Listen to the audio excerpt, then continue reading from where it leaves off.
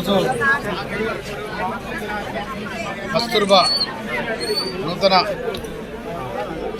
పాఠశాలను ప్రారంభించడం జరిగింది. మధ్యరాల మండల కేంద్రంలో తుంగతుర్తి నియోజకవర్గం.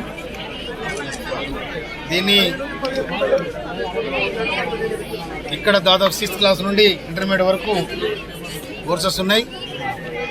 ఇప్పుడు దాదాపు 200 మంది విద్యార్థులు ఇక్కడ జాయిన్ అయ్యారు. ఇంకా చాలా మంది జాయిన్ కావడానికి అవకాశాలు ఉన్నాయి. కనుక దీనికి ప్రహరీ గోడ లేదు కనుక ఈ ప్రహరీ గోడను కూడా SDF కాన్స్టిట్యుయెన్సీ డెవలప్మెంట్ ఫండ్ కింద దాదాపు 22 కోట్ల రూపాయలతోని గౌరవ ముఖ్యమంత్రి రేవంత్ రెడ్డి గారు మాకు ఎమ్మెల్యేకు ఇచ్చిన 10 కోట్ల రూపాయలలో దీనికి 82 లక్షల రూపాయలు కేటాయించడం జరుగుతుంది. దీని పక్కనే కూడా కాలేజ్ ఒకటి కడతా ఉన్నారు. ఈ అన్నిటి కూడా చుట్టి ఒకటే కాలేజ్ ఒకటే పార్క్ కూడా పెట్టాలని కూడా సంకల్పించడం జరిగింది. ముఖ్యమంత్రి రేవంత్ రెడ్డి గారు ముఖ్యమంత్రి అయిన వెంటనే విద్యా వ్యవస్థ మీద రివ్యూ పెట్టడం జరిగింది. ఈ రివ్యూలో గత ప్రభుత్వం 12,000 రూపాయల నెలకు విద్యార్థి మీద ఖర్చు పెట్టి 1,25,000 ఖర్చు పెడుతున్నామని నేను బోకర్ మాట చెప్పింది.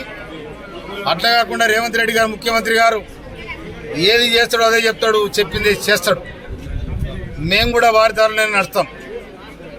కనుక ప్రతి గ్రామంలో గ్రామ పంచాయతీలో పాఠశాల ఉండాలని చెప్పి ఇప్పుడు దాదాపు 7,000 మంది మెగా డిఎస్సి పెట్టి అన్ని పాఠశాలలకు ఉపాధ్యాయులను పంపాలని కూడా గౌరవ ముఖ్యమంత్రి గారు సంకల్పించడం జరిగింది. ఇప్పుడు ఆ మెగా డిఎస్సి అయిపోయిందా? మెగా డిఎస్సి అయిపోయిన వెంటనే అన్ని పాఠశాలలకు సరిపోని ఉపాధ్యాయులు వస్తారు.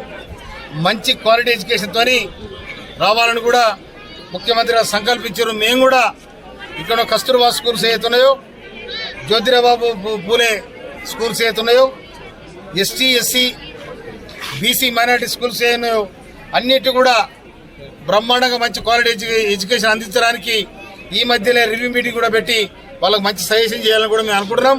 కనుక ఇది బ్రహ్మాండమైన విద్యాలయంగా వర్ధిల్లాలని, దీనికి అవసరమైన మౌలిక సదుపాయాలు కల్పించడానికి నేను ముందు వరుసలో ఉంటాను.